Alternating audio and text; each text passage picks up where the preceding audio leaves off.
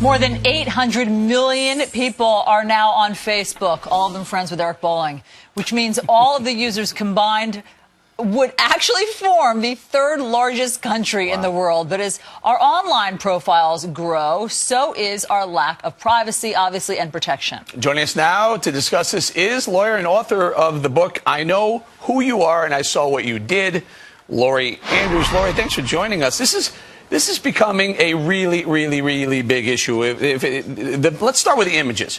I post something on Facebook. I think only my friends and people I've contacted with can see them. That's not exactly right, is it? No, and in fact, 35% of employers say that they reject applicants if there's a photo of them with a drink in their hand, even though it's perfectly legal to drink. In addition, it may come back to harm you in even a personal injury case.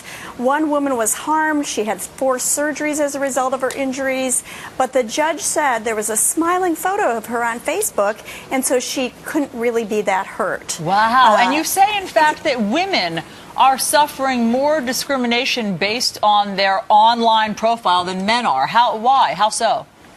Absolutely. It turns out that employers also turn you down if you're wearing provocative clothing on your social network page. Well, you know, men in a sweater vest or a suit aren't actually thought of as provocative, but women wear provocative dress, and women have lost custody of their children based on having a sexy post on their Lori, boyfriend's MySpace page. But let's talk about, okay, so you post something that's provocative and it goes out there and employers see it and they say, we don't want her. I get that. That seems like it's perfectly logical and okay. My question is, when you think your photos are private, or when you think your notes or your tweets or whatever are private, yet it goes into some, I don't know, it somehow hits the blogosphere either through the ISP or wherever, that seems like a violation of my rights.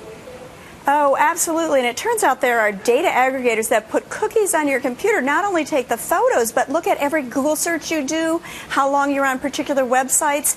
And when consumers have sued and said, oh, that violates my privacy, the federal courts have said, we are willing to allow these things as long as one party gives consent. So if you're on a website like dictionary.com, as long as dictionary.com has said okay, and they put 233 cookies on your computer, it doesn't matter that the personal information that's being taken is in fact your information.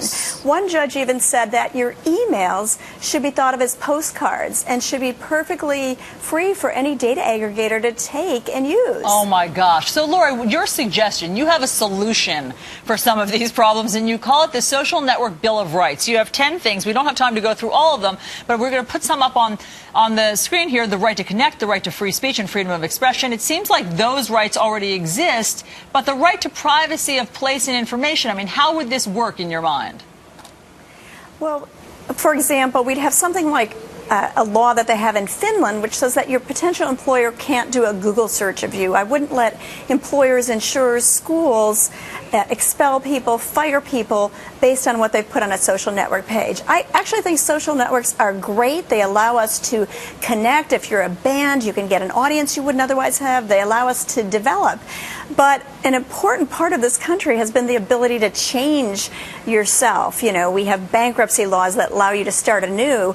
And so I don't think that when you're 30, something you posted when you were 12, which is still available on sites like the Wayback Machine, should be used against you. And so I think of a 24-year-old school teacher in Georgia. She went to Ireland on her summer vacation. She posted 700 photos. One of them was her with a beer in her hand at the Guinness factory. She lost her job as a result. Oh my gosh. That just shouldn't happen. Wow. Well, Lori Andrews, thanks so much for all that reminder to us. That's important. And your book is I Know Who You Are and I Saw What You Did. Thanks for sharing it.